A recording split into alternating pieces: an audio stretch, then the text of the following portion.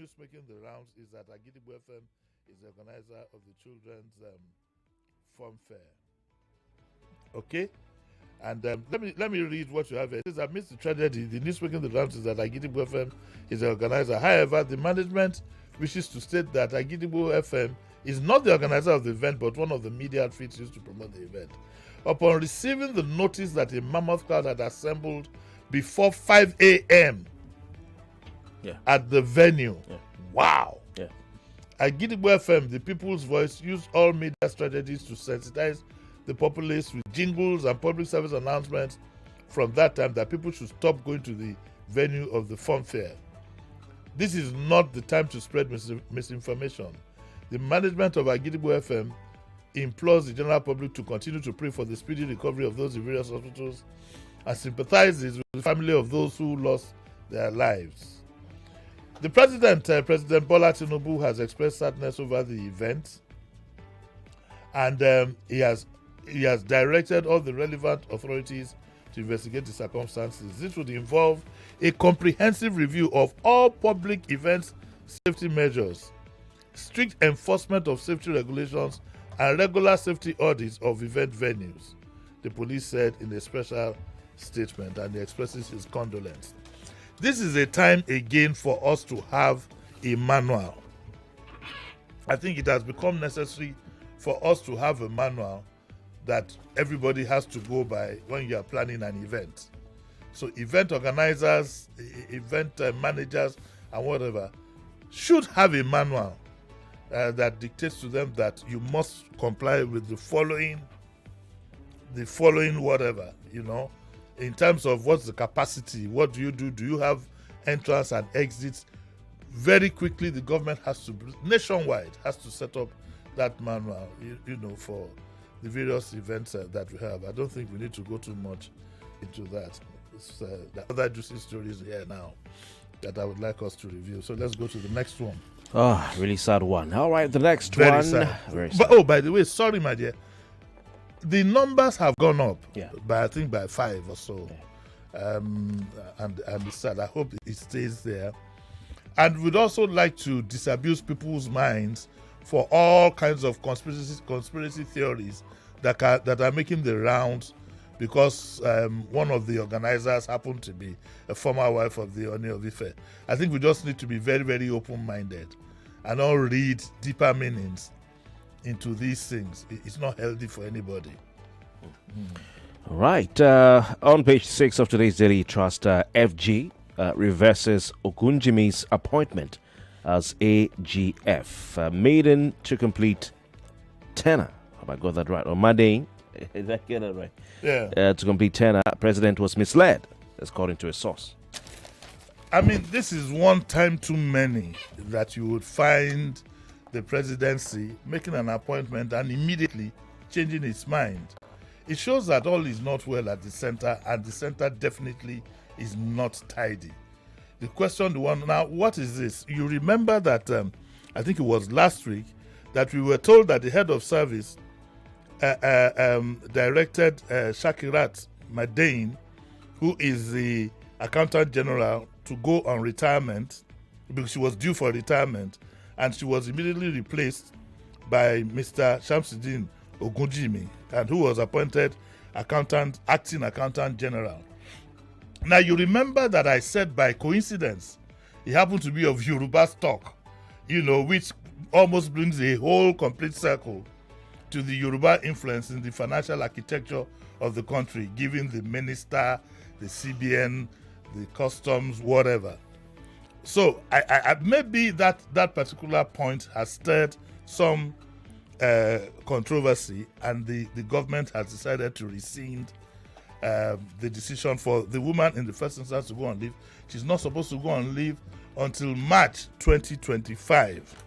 So this is what the Daily Trust says. Let's start with the statement by Mr. Bayo Ononuga. He said that Ogunjimi's appointment is effective immediately following that's what he said, the retirement leave of the incumbent. Now, we are told that the confusion about succession started at the office of the Accountant General of the Federation with the announcement of Ogunjimi as acting accountant general. A Nigerian politician and activist, Hajia Mohammed, raised allegations that Ogunjimi was not even the most qualified director in line to take over as accountant general. And she said, in what has remained very curious, the presidency, in collaboration with the Minister of Finance, Wale Edun, illegally appointed Ogunjimi Shamsuddin, a director in the Ministry of, who is a director in the Ministry of Foreign Affairs, as accountant general after forcing Madain to go on retirement, and guess what? By bypassing two northerners who were by law next in line to take over in acting capacity if the AGF is not available. And this is what I complained that I didn't even know this, but I was wondering what kind of coincidence brought that about. Okay, and so the history of the appointment is made here. Anyway, it has been rescinded. Okay, it has been the federal government has rescinded the appointment, and it brings to question, because just about a week and a half ago we had the presidency rescinding some appointments that were made, and we keep asking the question, who is running this country? Why do we always have afterthoughts? You know, after an appointment has been made, oh, the president has suddenly realized this and realized that. Who is going to help tidy up this process? And I had said, and I repeat, one of the problems that the president has is the appointment of his chief of staff. I don't know if he's involved in this, but we need technocrats to tidy up the bureaucracy in the presidency. We don't need politicians. These flip-flops are one too many, and the kind of message that we get, the signal that we get on the outside is that all is not well, and a lot of things are untidy. And I think being motivated by the fact that it looks as if the president doesn't have a hands-on on the running of the country, and therefore all other political interests and whatever seem to come to play. This is a very sad development, and I believe very strongly that the president needs to look into this in the new year. Doesn't send good signals. It doesn't send good. It doesn't send good signals, because it looks as if there's a second hand that is unseen in governance, and that's why. And the honest to God truth is, the way I look at it, with the president's very strong involvement in politics, the travels that he makes both for his health and for visits here and there, receiving visitors and so on and so forth, I'm going to say to him again that you need a very strong, fair-minded technocrat to handle that office, because a chief of staff is almost like an alter president. A chief of staff is even more important sometimes than even the vice president, and I hope this advice will be taken in good faith. All right, let's move on to the next story. This one is from the National Bureau of Statistics. I wonder who is after their website, because it says NBS raises alarm as website is compromised by cyber fraudsters. Article harps on fidelity of data for development. By the way, the statistician general was quizzed by DSS after the kidnapping statistics that were released by his organization. So this is a story. To be honest, all is not well with the Tinubu government. And this is another embarrassment that we have. The National Bureau of Statistics released figures about kidnapping and about ransom payments, yes, and so on and so forth. And I was arguing with somebody yesterday that I'm beginning to smell sabotage within this government.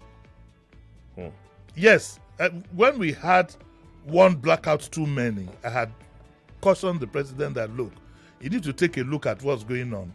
This is highly embarrassing.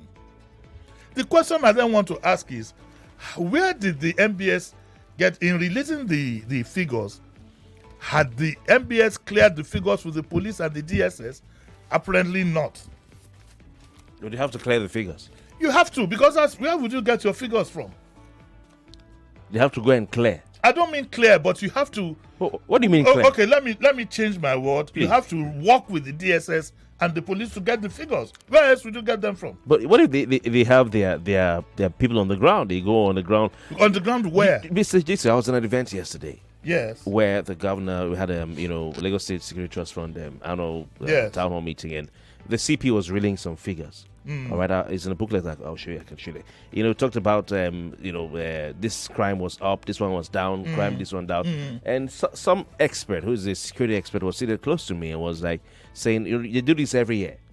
The data that we have, if you're saying car theft is maybe 200, for instance, the data they have, this is a security expert, data they have indicates that it's 600. So where did you get your own 200 from? Look, and the lady kept. Yes. There's not a lady, maybe a gentleman. Let me not even say who it was anyway. But the person kept and two people actually told me. He said every year we bring data that we can't. It doesn't match what we have. So I'm telling you, sir, that some private companies, individuals, organizations have more reliable data. Well, look. When you want to talk about reliable data, the police will have the right data, the DSS combined. But whether they want to release the real figures and doctor it is another thing entirely. So what could be happening is that there could be an insider in these agencies, of course, who will be feeding people on the outside. That no. You cannot walk outside the DSS and the police to get information on kidnapping.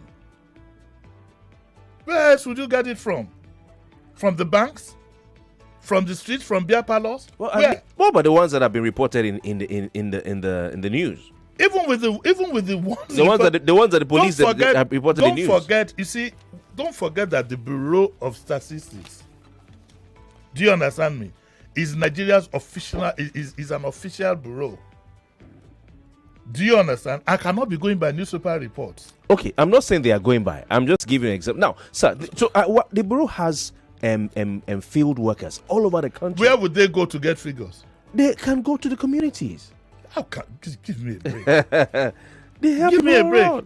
The authority that could give you the figures. Now, I am not saying that they can. Of course, there might be a need to doctor the figures. Why should you doctor the figures? No, that's another. I'm not justifying it. Okay. I'm just saying that they might feel a need to doctor the figures. But I am surprised that the MBS claimed these figures without having, it cleared somewhat. See, governors. One second. What do you mean clear?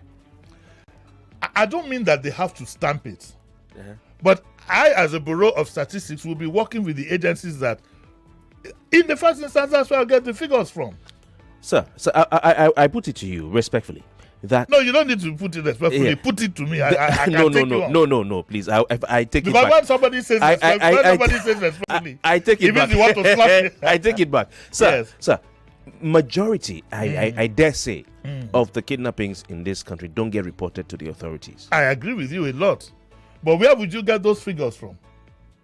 The victim, from the people in the communities. So you're saying that the Bureau of Statistics will go around like conducting a census, how many people have been kidnapped? That's not the way it works. I'm just surprised that what I'm surprised about is the MBS publishing these figures and now turning around to say that they've been hacked. And I believe very strongly that there is a possibility that there is sabotage going on. I'm not talking for or against. What I'm doing is analyzing the situation. How would you have a Bureau of Statistics releasing crime figures without clearing with the police and the DSS? Where would they get their data from? Now they're hiding under, well, don't let me use the word hiding. Now it appears they might be hiding under the fact to say that, their whatever was hacked. This could jolly well be an afterthought. Maybe nobody paid attention to these figures. When they now came out and there was a backlash, you now come out and say that, sorry, they were hacked. When they were hacked, who signed off on them? The Bureau wouldn't know if they've been hacked within 30 minutes of being hacked. Isn't there somebody who controls the information center. My question also, and I show you asking, why would anyone want to hack the MBS website? Like you hack websites that, you know, if you want to steal those figures, you see that hack, those figures are very, very embarrassing and paint this government in bad lights. A government that keeps on saying they have security well taken care of. So are you saying that state actors hacked the website? How can I say that? I'm not saying. I said my belief is that it is possible. Okay. That there is something sinister behind this. Okay. It's just a possibility. I'm not saying for a fact that is what it is. But the president needs to watch his back. And that comes back to the issue of nepotism that I'm always talking about. If you are not seen to be fair to all, these are the kind of things that crop up. These are the kind of things that crop up. Blackout every time. This, you understand? Because what happens is, if you get involved in, if you are not fair to all, those who feel aggrieved will be within the system. And by the way, you know that I speak in parables. Oh yes. Let's look at this is a sweet and sour column in today's Vanguard. Get a helipad. And I see the president's picture there. I wonder what this is about. Okay, this is Donu Kogbara. I think I got that right. And she's a columnist in the Vanguard. Kogbara. And she's a columnist in the Vanguard. And she says that the president should please get a helipad in his new home in Ikoyi to make life bearable for Lagosians every time he comes. And she talks about, and she says that messages from a couple of friends who are in Lagos when the president went to Lagos for Christmas holidays on Wednesday. They said that the hold up the president caused by visiting Lagos at 3:30 p.m. from Abuja is just pure wickedness. His handlers must be totally oblivious to the sufferings of the people. Why can't the president fly into Lagos at midnight quietly instead of posing for us, his conquered people, in a convoy of over 60 cars? Yes, I asked my boy to count. The person who sent the message to her also said yesterday was a nightmare. It took me 2 hours from in front of Dailies supermarket on Akiadeshola to Old Nitel on Kingsway Road. Yesterday was just as bad. It was so bad that I couldn't even attend my teacher's birthday party. Very sad. I've apologized to her. I don't know why he doesn't have a helipad in his house. I think we need to do this. There are a lot of things that we're so ceremonial. Even when the president is going, you have everybody lining up, receiving him, everybody lining up, at the airport, everybody lining up. If the president is coming home for Christmas, it's not an official visit. His plane should be able to land in Abuja, and from there he gets into a helicopter, which will land in his compound. Or at least a closest place that, a closest place to his house. You know I'm laughing, sir. Why are you laughing? Why I'm laughing is that now the president can do that helipad that he wants to do. Maybe if he had said it was news broke that the president is constructing a helipad, all hell will break loose. He's using our money. He wants to eat them. No, listen. It will break loose for those who are ignorant. What is a helipad? A helipad is also a cemented area. People would have complained. It's APC government. The president is this is worse, Kofi. This is worse, Kofi. Okay. Having a convoy of about 60. I mean, yesterday Ikoyi was literally basically unpassable. Everywhere unpassable. Awolowo Road was worse. Rewani Road. But how many of those cars are in his official convoy, and how many are those of supporters and whatever political? Whatever it is. If he did the simple thing, take a helicopter. Okay, if he can't land in his house, he gets to the damn barracks and quietly goes to his home. Why do you want to inconvenience and this show off? That's what it is. All this show off of convoy that we're blaming some of our elite for. Our politicians are ahead of the game. He's saving taxpayer money. Apart from taxpayers' money, he's saving taxpayer money. 60. So this person claimed to have counted 60 vehicles. How many of those are taxpayer? I don't know. It could be 10. Ask the Bureau of Statistics. Let them, like you said, let them go ask people. But I would like to plead with that, especially our president. We are not conquered people. You are the first amongst equals. We are not conquered people. And every day we begin to get that feeling, we begin to get that feeling that, and the president handler need to be sensitive about this to him, to say to him that you must have a human side. People must see it. It's not always saying on radio that I feel the pain. No, also by action, sir. So I don't think it sounds well that you'll be putting a 60 vehicle convoy. Have you seen the road? When last did you drive on a working day on Lagos? When last did you drive from maybe the mainland through Third Mainland Bridge to Ikoyi? Yes, a nice road. Oh, beautiful road. Yes. What has that got to do with it? No, I'm saying that that road leads to his part of the city. But I'm hoping that other roads, especially roads. Well, I hope because most likely today fixed. Now, they might say the president wants to go to the Central Mosque for Jumat, and with all the Christmas sales in that Balogun area, throw the whole area into confusion. Well, anyway, honestly, let me say something, yes. and I mean this with a sense of responsibility. I don't understand the Nigerian politician. I don't understand it. It seems to be something that glorifies, treading on people's whatever. Even the military were not like this. I'm telling you, even the military were not like this. Look at Buhari with his military training. It wasn't like this. This idea we want to show off to the people that we are the ones in power. I don't know where that is coming from. All right, let's take another one. This is, you talked about Buhari. Well, he's up next as on page 6 of today's Vanguard. A story covers him. It's about the Wike Abuja lands, recovery. Buhari debunks report of loss of land in Abuja. Okay, so Wike is revoking a lot of C of O's, revocation of C of O's. Some of the VIPs who are public officials, even Babangida's name was on the list. Some of them probably don't even remember that they have some land. Some of them might not even have paid for the land anyway. But Buhari's name was mentioned, and he said no, the piece of land that was claimed that belongs to him. Let me read what Gabashew says. He says that with anything Buhari, there is no surprise in this at all. There is a lot of buzz in the media on the reported seizure of a piece of land and so on and so forth.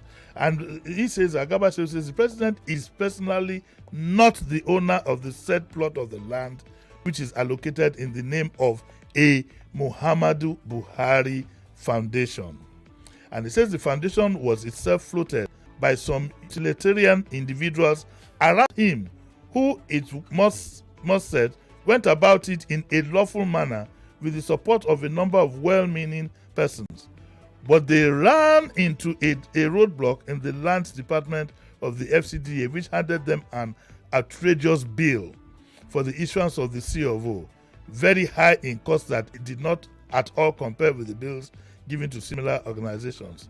It may have been that this was not erroneous, but deliberate mistakes, making the revocation of land as no surprise to anyone.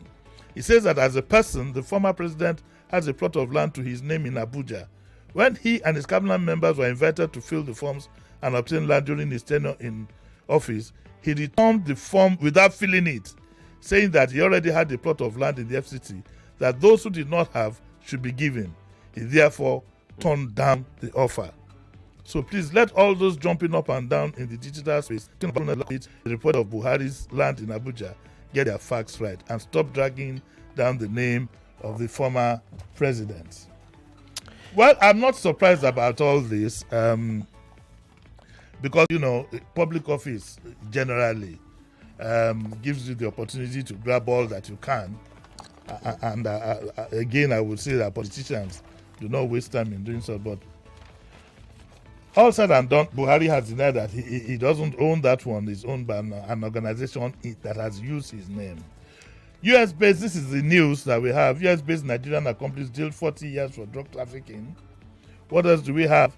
92 street traders arrested for violating Lagos environmental law.